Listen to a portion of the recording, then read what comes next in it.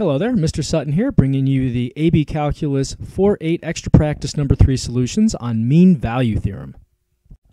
On this problem, we're given the f of x function and also f prime, and we're asked what c value satisfies our conclusion to the mean value theorem for the f function on this interval from 1 to 4. So mean value theorem says if we have a function that is continuous on the closed interval and differentiable on the open interval, then we are guaranteed that f prime of c is going to equal the average rate of change for this function. So basically f prime of c in this case is going to equal f of 4 minus f of 1 over 4 minus 1, average rate of change. This is the conclusion of the mean value theorem. Now notice they're asking what c value actually satisfies this conclusion. They're not asking us to prove anything with the mean value theorem. I mean, we meet the conditions. This function is continuous and differentiable on this interval. They just want to know what c value actually makes this true. So to do that, we just have to plug these in a calculator, which we're allowed to use for this problem, and see where these two things intersect. So let me do that off camera. So here's what I've plugged in off camera on my calculator in the y equals. In my y1, I've got the original f function, which I'm not actually going to graph, but I am going to use it down here in y2 to give me the average rate of change, which this is just going to come out to a constant. It's just going to be a horizontal line, but I don't feel like running these numbers and calculating the decimals, so I'll just let the calculator do that heavy lifting. Down here in y3, I've got f prime as well, and just in terms of entering this, notice that to do this cosine squared in the f function, I closed my parentheses here and then I squared this. All right, so let's go ahead and graph this on the interval from 1 to 4. So go to Window, and I want to go from 1 to 4, and then I'm going to do zoom 0, zoom trace, or zoom fit rather. And that'll give me the perfect window between x equals 1 and 4 for AROC and the IROC formula. And it's going to take a little bit of time because it has to keep computing this constant value over and over again. The calculator's probably not happy with me, but that's okay. Again, we'll just let it do the heavy lifting. And after it's done drawing this line, it's going to draw the f prime line. That's this function here, which will actually go a little bit faster, not by much. So we're seeing here it's going to cross right here. We're going to do second trace now, option 5. So second trace, option 5, intersect. And we're just going to press enter 1, 2, 3 times to get that x value. And that comes out to about 2.749. So there's my graph, there's my c value, and that is going to give me answer choice B. For this problem, we've got a differentiable function f across the interval from 1 to 11, and also a secant line going through it. And we essentially want to know how many x values on this whole interval have an IROC, an f prime, that equals the average rate of change for this function across this whole interval. So before I do anything else, let me just label these intersection points as x equals a and b, just so I can talk about them a little more easily.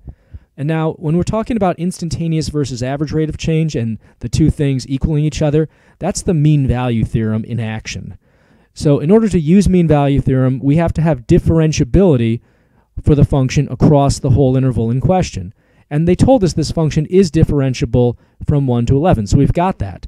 But we've got a little bit more here. Since f is differentiable on the interval from 1 to 11, that implies that all these subintervals, 1 to a to b, and b to 11, must also be differentiable with respect to f. So we can apply the mean value theorem individually to each of these 3 subintervals.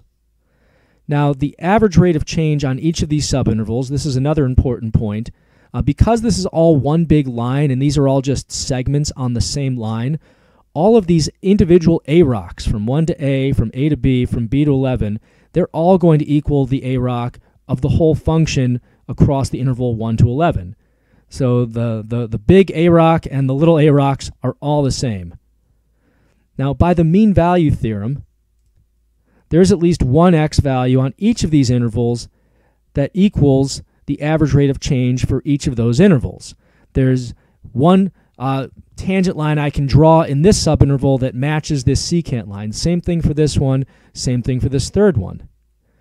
Because each of these average rates of change matches the overall rate of change, that means that each of these individual x values, where AROC and IROC match up, those also match the overall average rate of change for the entire function over the interval 1 to 11. And we've got 1, 2, 3 of these subintervals, so that means there's 3 places where this MVT magic happens. So that's going to be choice C.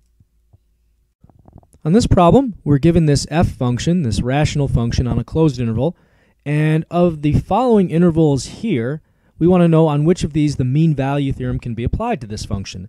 The key on the mean value theorem, as these answer choices suggest, is you need continuity on a closed interval and differentiability on an open interval, which means at the very least you can't have any discontinuities on the intervals in question. So probably the easiest way to pick between these is to look for discontinuities on the original function. And we notice very quickly here, in terms of zeroing out the denominator, we're going to have discontinuities on the intervals from, or on the x values 4 and also -2. So any interval that has -2 or 4 in it is not going to be using a continuous function. And just going a little bit further to talk about the differentiability piece, if we were to take the derivative of this thing, we would have pretty much all this stuff squared in the denominator, because we always have u prime v minus uv prime over v squared. Here's v right here. So squaring this would not change the fact that you are still going to have discontinuities at -2 and 4. So with the quotient rule, we end up with the same issue for differentiability as we do for continuity. So long story short, if an interval has -2 or 4 in it, we have to throw it out. Looking at our answer choices now, or at least our options here, the interval from -1 to 3, well, that has the x value, actually it doesn't have either of these x values in it. -2 comes before this interval, 4 comes after. So there's no discontinuities on this one. So option 1, we can use the mean value theorem there. Option 2, 5 to 7, that also does not have -2 or 4, so that's another yes. Option 3, 1 to 5. Well, that doesn't have -2, but it does have 4. Since we have that discontinuity at 4, we don't have the differentiability and continuity that we need for the mean value theorem. So then only options 1 and 2 are going to work here. So that would be choice C. For this one, we're given some differentiable function such that f of 0 is -4 and f of 10 is 11. Which of these must be true? Which of these choices must be true for some c in the interval from 0 to 10? So there's a lot of different theorems that you could apply here since you have differentiability. If you look at the answer choices here, extreme value theorem, mean value theorem, intermediate value theorem. If you have differentiability, you've also got continuity. So you get all 3 of these different theorems pretty much for free here with differentiability. So the question is, which one of these theorems are they really asking about? Well, you have to look at the first part of each of these statements here.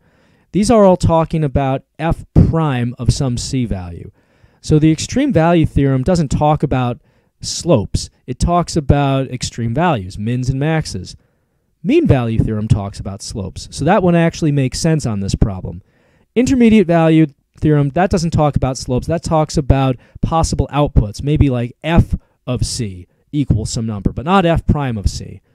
So for that reason, we can already narrow this down to choices B and C. Now let's just talk a little bit more about the mean value theorem now that we know which one they're asking about. Because we have differentiability, first off, the mean value theorem does apply here. The mean value theorem is saying that your instantaneous rate of change and your average rate of change are going to match up somewhere on an interval if you meet this differentiability condition. So in this context, that means there's some c value such that f prime of c is going to equal average rate of change, which is going to be f of 10 minus f of 0 all over 10 minus 0. This is just AROC right here. Well, what is f of 10? It's 11. What is f of 0? It's -4. So we're saying essentially that f prime of c has to equal 11 minus -4 all over 10 minus 0. And that is actually, I mean, you could simplify this further, but that's one of the answer choices right there.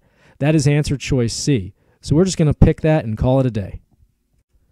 For this one, we're given a table with some selected values for a differentiable function f, and we want to know which interval has a number c such that f prime of c equals 2. Well, if we're asking where f prime equals something, we're talking about the mean value theorem. Now, on this problem, they said we have a differentiable function, so that means that the mean value theorem does apply on this one. And mean value theorem says that if you have a differentiable function over an interval, that you're guaranteed there is some f prime of c that's going to equal the average rate of change over that interval.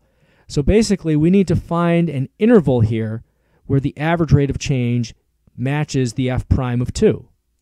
So that's what our goal is here. Find interval where a rock is 2.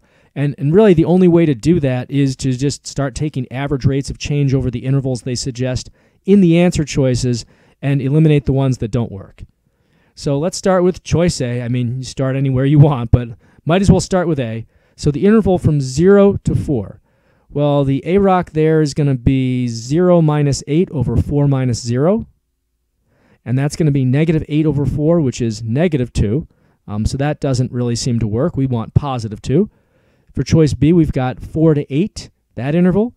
So that's going to be 2 minus 0 over 8 minus 4. That's going to be 2 over 4, which is 1/2. Still not what we want. Choice C, we've got 8 to 12. So that's going to be 10 minus 2 over 12 minus 8. Well, that's 8 over 4, which does come out to 2, so that's looking good. Just to be on the safe side, though, let's check out choice D, make sure we didn't miss anything.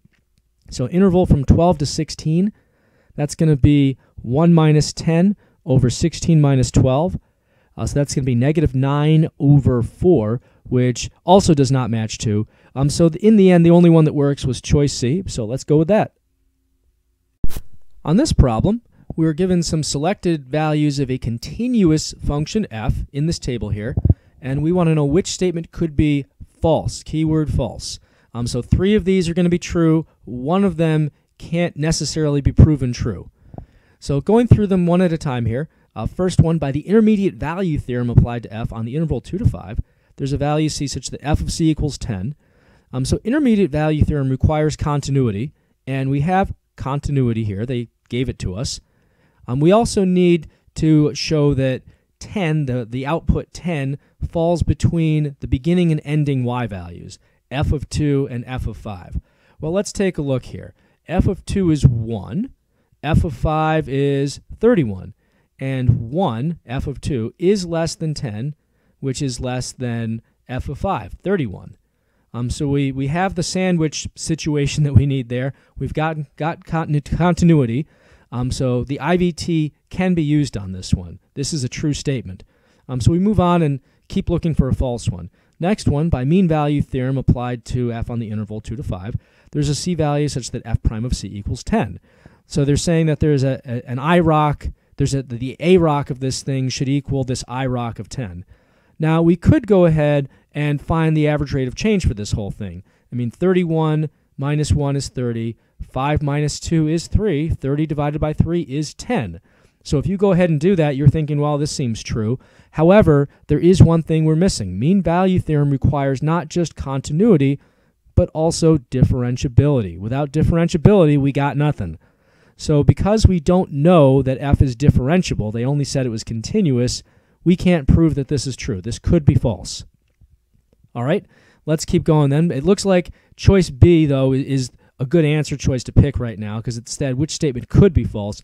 But let's just see if we can prove C and D beyond a shadow of a doubt and feel really comfortable about picking B. All right, so choice C, extreme value theorem. By extreme value theorem, there's a value C such that f of c is less than or equal to f of x for all x's. So they're basically saying the extreme value theorem can be used to show there's an absolute min, is what this is saying, a value that's less than or equal to all the other values on the function. Now, extreme value theorem requires continuity, and it requires a closed interval. We've got continuity. We have a closed interval because they said bracket 2 to bracket 5 here. So EVT does guarantee that we have an absolute max or min for this thing. And then, so this is a true statement. And then choice D, pretty much the same thing as choice C. except they're saying we have an absolute max, and again, EVT is going to guarantee that for this particular function. So the only one that could be false is choice B. On this problem, I've got a table with selected values of f, which is a twice differentiable function, and f double prime is greater than 0, positive. Based on that, which could be the following if f prime of 3? So since we've got differentiability for the f function, and they didn't specify any interval, that differentiability is going to guarantee us that the mean value theorem applies for this function across the whole interval from 1 to 5. So basically, any interval you pick, either from 1 to 5 or any sub-interval between 1 and 5, you're guaranteed that the average rate of change from the interval you selected is going to equal some instantaneous rate of change on that interval. That's important. Now, unfortunately, we can't just take the average rate of change from 1 to 5 and say, oh, f prime of 3 equals that. We're guaranteed that there's some c value on this interval from 1 to 5 that equals the average rate of change of the whole thing, but we can't guarantee that that c value happens to be 3. So we have to dig a little bit deeper. What I'm going to do here is I'm actually going to find the average rate of change from just 1 to 3. And then I'm going to find the average rate of change from 3 to 5. And that's going to help me narrow down where f prime of 3 has to be. So let's start with average rate of change from 1 to 3. So that's going to be 3.6 minus 2.4 over 3 minus 1, which is going to be 1.2 over 2, or 0.6. So that guarantees that because of the mean value theorem, there is some x value between 1 and 3 such that f prime of that is going to equal 0.6. F prime of c equals 0.6 for some value between 1 and 3. So, and it's important to note that this is an open interval from 1 to 3. So this 0.6 f prime, this happens before we get to 3, strictly before we get to 3. Not at 3, definitely before, because we have open interval here. Okay, let's keep going. I'm going to find the average rate of change now on the next interval from 3 to 5. That's going to be 5.4 minus 3.6 over 5 minus 3. So that's going to be 1.8 over 2, which is 0.9. So this guarantees that there's an f prime of c somewhere on the interval from 3 to 5 such that f prime of c equals 0.9. So this is good as far as it goes. It doesn't tell me necessarily what f prime of 3 is exactly, but the key here is that since f double prime of x is greater than 0, since it's positive, that means that f prime, which we're trying to pinpoint here in this problem, we know that f prime is increasing across this whole interval.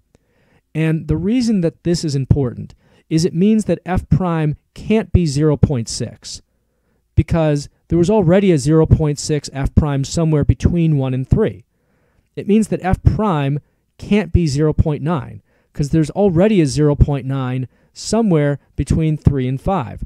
So it means that f prime of 3 has to be somewhere between 0.6 and 0.9. Well, the only answer choice that has that is 0.7. So we're going to have to go with choice B. For this problem, I've got a table of values for a twice differentiable function, and I need to use this to figure out what the second derivative looks like on a graph. This is a little bit tricky because we only have part of the picture, but there are some theorems out there that allow you to talk about what specific values have to be across intervals based off of average rates of change. Since this function is twice differentiable, for example, we know that the average rate of change of the f function is going to match f prime somewhere on each of these intervals, this using the mean value theorem. We're guaranteed that, for example, the average rate of change between 1 and 2, whatever that is, there's an f prime somewhere between x equals 1 and 2 that matches that average rate of change. So we can at least talk about some of the f prime values. Now, because we're twice differentiable, this relationship goes a little bit further. We know that the average rate of change of our f prime values we find has to also match specific f double prime values somewhere on those intervals. So this is going to be like 2 levels of average rate of change, so it's a little bit tricky. But we're guaranteed that these relationships will hold for some c value on each interval that we're dealing with. So what I'm going to do is I'm going to set up a table and find some of these guaranteed average rates of change. So here's my original x values, and I'm going to find some guaranteed f prime values. Now I don't know what x values these happen at, but I do know what x values these f primes happen between. For example, average rate of change from x equals 1 to 2, that's going to be 3 minus 1 over 2 minus 1. 2 over 1 is going to give us an average rate of change, and thus an IROC of 2 on this interval. So we're guaranteed there's an f prime of 2 somewhere between x equals 1 and 2. And then going on the next interval from 2 to 3, that would be an average rate of change of 4 minus 3 over 3 minus 2. That's going to be 1. And because these intervals are always 1, your average rate of change is actually just going to be how much you increased or decreased to get from one f of x to the other. So this next average rate of change is just going to be 1 minus 4, negative 3. After that, we're going to have negative 2 minus 1, which is negative 3. And the last average rate of change, the last guaranteed f prime value, somewhere between 5 and 6, is going to be 1 minus negative 2, or positive 3. So these are guaranteed f prime values, at least across intervals. Now I'm going to start guaranteeing something about f double prime. It's going to be a little trickier to guarantee specific values of f double prime, because if you're finding the average rate of change of these f primes, I mean, you know what the f primes are, but you don't actually know what the x values are that give you these f primes. So you can't pinpoint specific f prime values, but we can make conclusions at least about the sign of f double prime.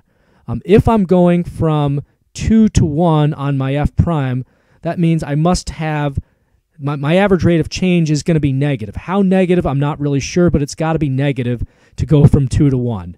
So that means that f double prime has to be negative somewhere on that interval. It might not be negative on the whole interval from 1 to 3, which is what we're dealing with these first two f prime values, but it's got to be negative somewhere there. Now, by the same token, if I'm going on the interval from 2 to 4, if I'm going from an f prime of 1 to negative 3, I must again have a negative f double prime. Moving a little further on the interval from 3 to 5, if I'm going from an AROC or an IROC, an f prime of negative 3 to negative 3, then somewhere on there I must have an f double prime of 0. And then finally, to go from negative 3 to 3, my f double prime's got to be positive because my average rate of change from negative 3 to 3 is positive. Again, how positive? We don't know, but it is positive. So how can we use this to make some conclusions about our graphs? Well, let's look at our first interval from 1 to 3. On this interval, we notice that f double prime is negative somewhere. So looking at our answer choices, let's see what matches this.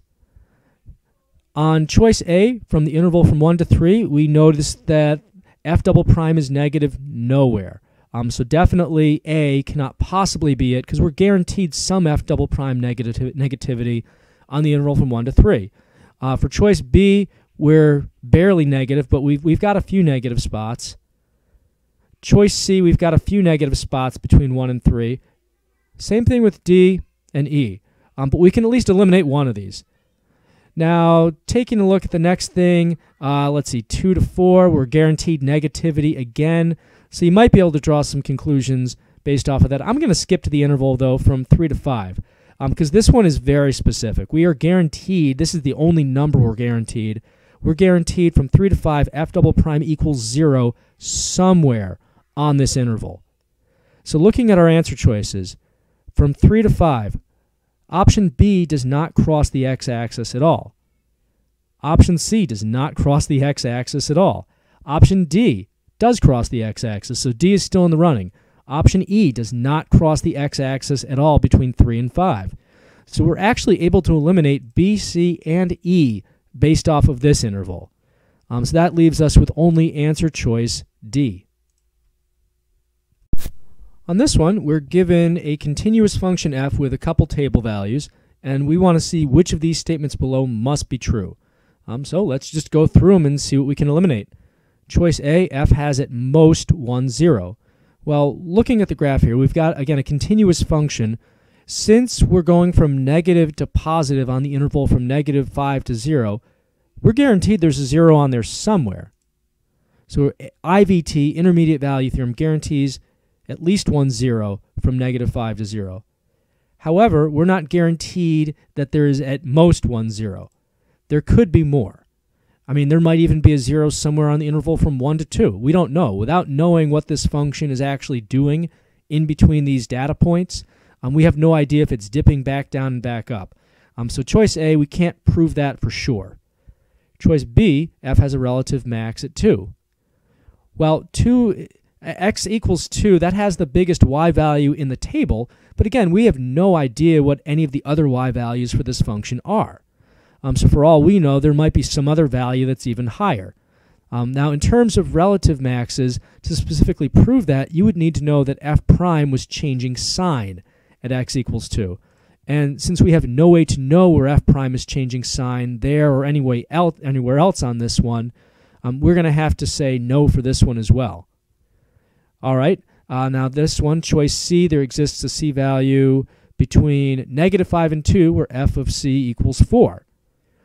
Well, this is another intermediate value theorem kind of problem. We need continuity to guarantee this, and we have it. We also need 4 to be between the beginning and ending y values. So f of -5 is -9, f of 2 is 5, 4 is between -9 and 5. So we meet that condition. So the IVT does guarantee that this function's got to be 4 somewhere on this interval.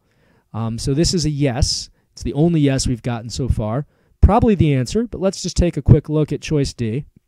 Here they're saying there's some value between -5 and 2 where f prime of C equals 2. So this is talking about the mean value theorem.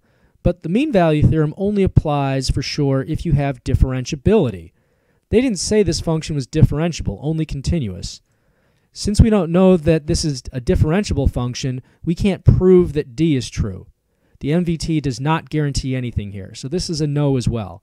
So then choice C is our choice.